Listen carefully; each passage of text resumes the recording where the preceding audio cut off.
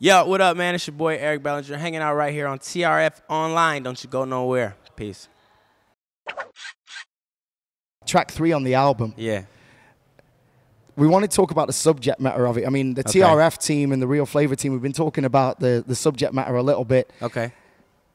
I mean, the actual, the track title, I Don't Wanna, like, people be talking about the record. We wanted to know what's the story behind the subject matter. Is it something that you experienced personally? Yeah, definitely. I think it was, I was actually at a party.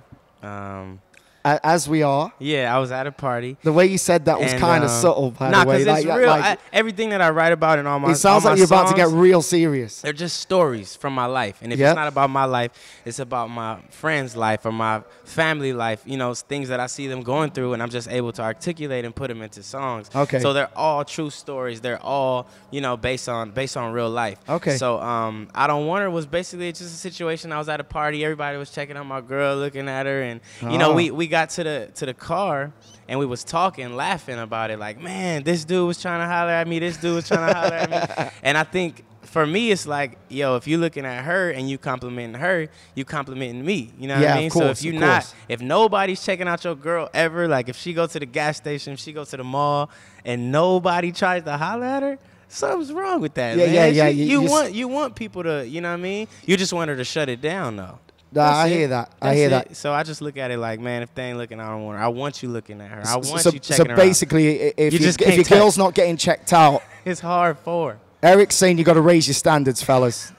You got to raise your standards. Hey, I'm just a messenger. You should write a book about just macking, just the game. I got it.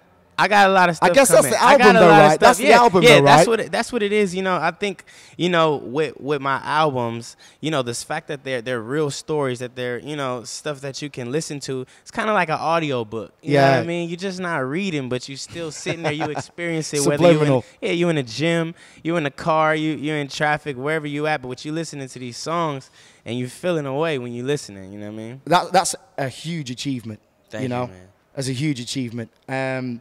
Taking that in mind, what would you feel is your biggest creative, or I would say your proudest creative moment to date? What's your proudest moment?